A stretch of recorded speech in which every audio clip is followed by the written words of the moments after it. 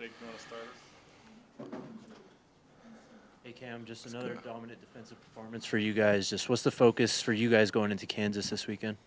Exactly what you just said, being dominant. That was our focus. We knew we were the better team coming into it, so we just tried to be dominant and put a full game together. For the most part, we started off fast. Had a good first and second quarter. I feel like we kind of got a little shaky in the third, but we just want to come out there and be dominant, and that was the theme of the day. Hey Cam, Brian Halliburton, the day of the camera. I know you've talked about how you don't look forward a lot. You're just looking at this week. But I want to ask you to look back a little bit, and you've been on this journey with Coach Prime for quite a while. Can you talk about your growth as a player and with him from the time you first met him and started being coached by him to where you are now?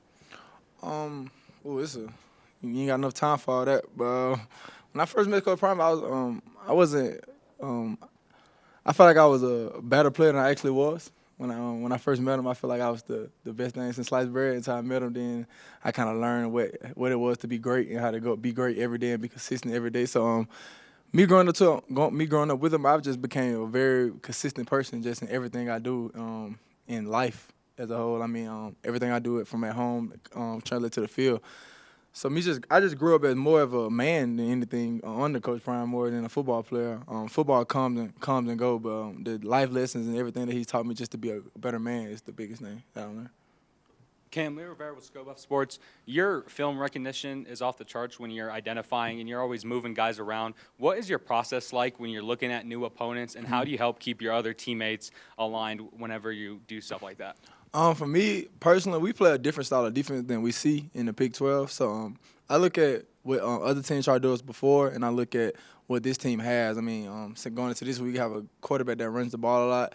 So I look back at UCF, and that's the last quarterback we had. That was like a dual threat guy that likes to run the ball. So we look back at that, see what they try to do to us.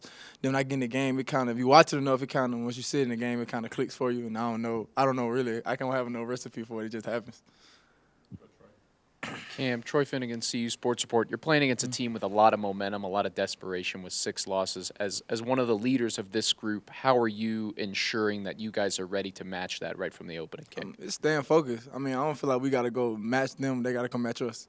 So it's just going out and being us and being Colorado, playing our style of football. I mean, we got a lot of momentum going too. So we'll see at Saturday. Cam, Troy Rink from the Denver Post. When Coach Prime was asked before the game against Utah about dealing with Utah's physicality, and he was like, what about them dealing with ours? Did you feel like a point in the season where it changed, where like we're taking stuff, we're not trying to hold serve as a defense, because it feels like at some point of the season this defensive personality completely changed, aggressive take, like you're winning games defensively. Do you kind of know when that happened and what it's meant to this defense? Yeah, we have a chip on our shoulder. I mean, the whole defense have a chip. We got tired of being the stepson. You know what I'm saying? We got a special offense. We got tired of trying to lean on the offense to win all the games for us. So we tired of kind of sitting in the back. We just kind of know we got to go out there and put on for ourselves. Playing Utah, we know what type of brand of football we was going to get. We know what type of guys we have in the locker room, so we didn't feel like we were outmatched physically. I mean, I feel like we can play physical with anybody in the country. So we just went out there and showed that, and that's what I've been seeing from us. And it's just a chip we got on our shoulder. Ken, what's good? Scott Proctor at DMVR. Levante and Nakai been playing some really good football lately. How much does their play kind of help you in the back end and just this defense overall kind of, improve it, how they have this season? They're older guys. They know a lot. They've been a lot of places. I call them Uncle and Granddaddy because they some of the older guys on the team. Yeah, so I miss them like that. But they've seen a lot. They've watched a lot of football, and they help. Just me, Nakai, and Bentley. We communicate a whole lot. Make sure we see things the same way. I mean, a lot of the stuff, a lot of adjustments that you see that's happening on the field, we're just playing on the fly. Honestly, because I really trust what they say and what they see, and they trust what I see. So it's a big trust factor between us and them. So they're helping us a lot. I mean, you see the play on the field, been doing it for us. Hey Cam, Pat Graham, Associated Press. With the stakes getting bigger and bigger with every game, do you kind of embrace the stakes or do you kind of downplay them, or how do you handle that building pressure? We Colorado football. Every game we came out, Shedeur Ben says we the Super Bowl, so it's no new pressure. I mean, we always been a team that everybody's shooting at, so we're used to the pressure. I mean, it's kind of, we don't have no pressure. We'll see them a lot off. So, you know what I'm saying? We just doing out there handling our business. That's who we are. We're under pressure every game. So. Hey Cam, Nikki Edwards, CU Sports Report. We've seen Colton Hood take some significant steps in the past 2 games. He's been making some big plays. When you've watched him this season, how do you feel like he's improved and grown into this defense?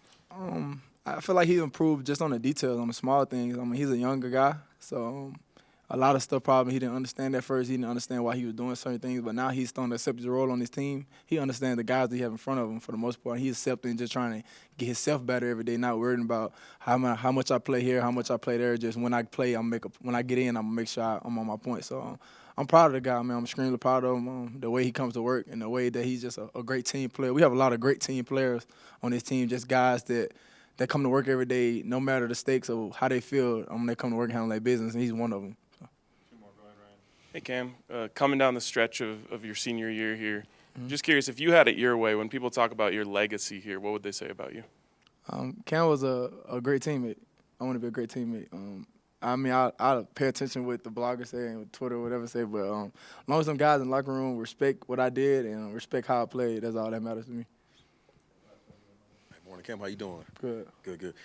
With Travis getting a lot of attention, you seem to thrive in that position of being an underdog, man. It's like every game you just balling. Like people have to know your name. How does it make you feel being like that guy that everybody has to pay attention to because of your play? I'm not sure. That's a good question because I feel like I always had that the chip on my shoulder is just there. I mean, I always feel like an underdog no matter what. My girlfriend sent me some stats or something saying I was like second in solo tackles or whatever, 8 in the country in solo tackles or something. She sent me that the other day, and I was like, oh, okay, like I don't really know how to deal with people like doing a lot with me. You know what I'm saying? I don't really know how to deal with that limelight. So I just try to keep it the same, stay humble, stay understand that when I go home, my grandma's still gonna cuss me out. I'm still the same person. Like it's nothing gonna change there. So that's what keep me humble for real. Just know I'm still working. I haven't got to my goal yet. Yes, sir. Good. Your girlfriend reads my stuff. Yeah. Appreciate y'all.